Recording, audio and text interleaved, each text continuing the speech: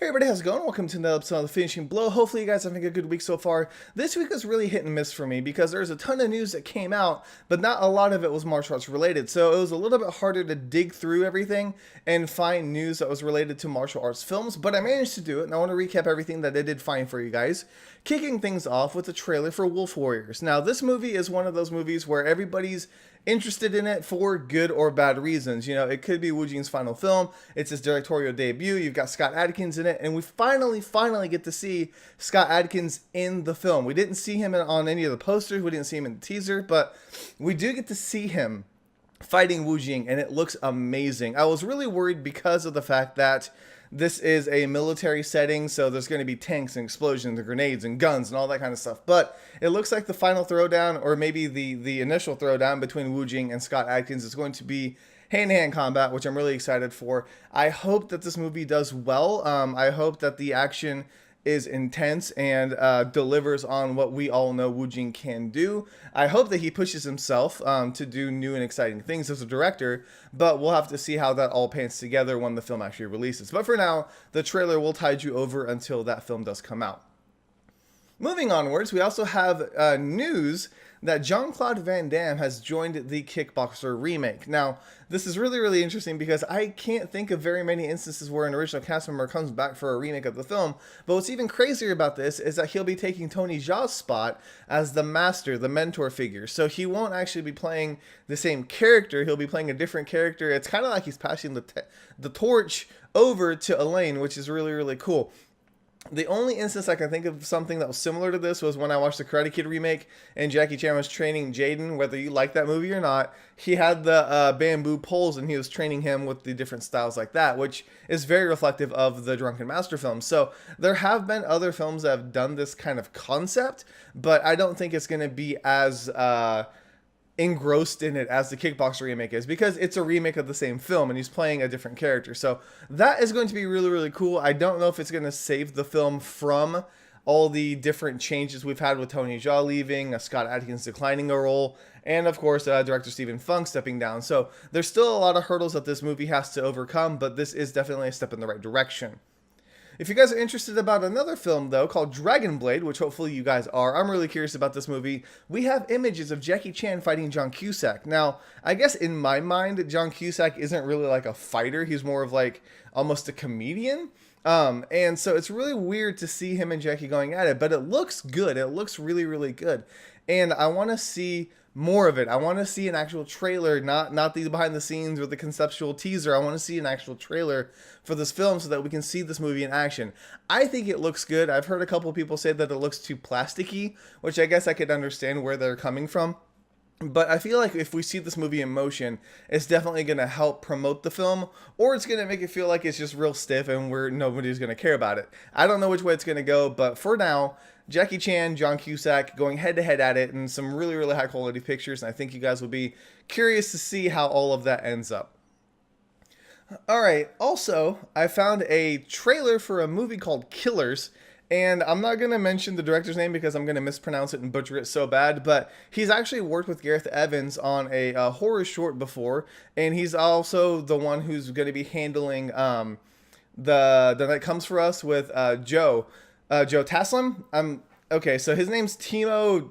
I don't know how to pronounce his last name. There's a lot of letters I don't know how to pronounce. When you write things, you can actually just copy and paste and make sure that it's good, but when you actually need to say it, can't ever say the words. Anyways, it's an awesome trailer for a film called Killers, and it's got a lot of the characters who have played, or a lot of people who have played characters in The Raid. Give me 1 second to just calm my excitement level down.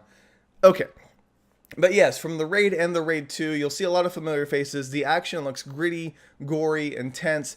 I think it looks good, which is really weird because I'm usually against like blood and gore, but for some reason it works with this trailer, and I think it's going to be a good solid action film with a kind of murder gangster thriller undertone, which is going to be great. I think it's going to be a solid action film. But anyways, check out the trailer. I can't manage to explain it to you in words well enough to get you excited about it, but it's definitely worth your time.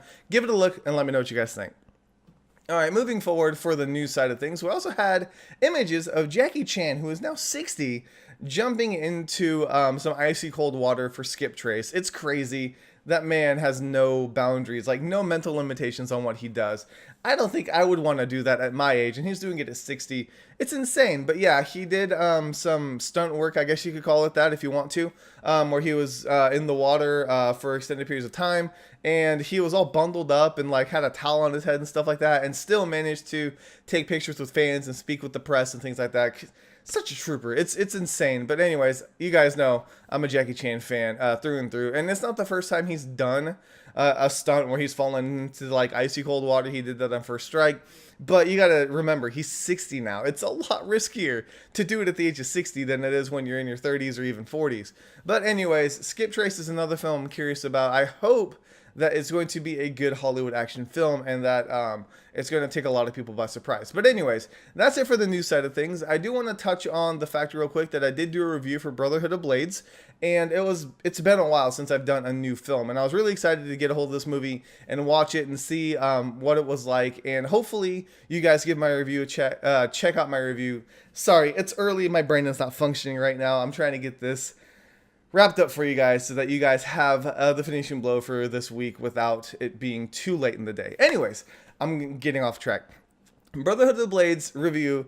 Hopefully you like the review itself, and let me know if you guys want me to review any other film. I've been trying to catch up on my back catalog and see other films, trying to, get a hold of a bunch of other films that have released. Of course, all the ones that I really want to watch haven't come out yet, like the Kenshin film and Rise of the Legend. So probably January, February, when those get released in Hong Kong, I can finally get my hands on those. But for now, I've got a whole back catalog of movies I need to watch. But let me know in the comments if you guys want me to check out other films, and I'll definitely give them a look. Alright, and then I want to finish this video off with another question. I really did appreciate the feedback and the responses that I got last week.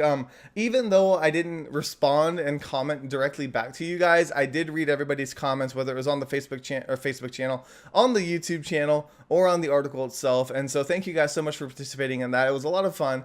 And so this week I want to ask you guys, with the whole Killers trailer coming out, and it's being really, really violent. And I saw one of the comments from Zeno saying that it's too much. It's too much gore, too much violence. And usually I'm a person who's against violence and gore.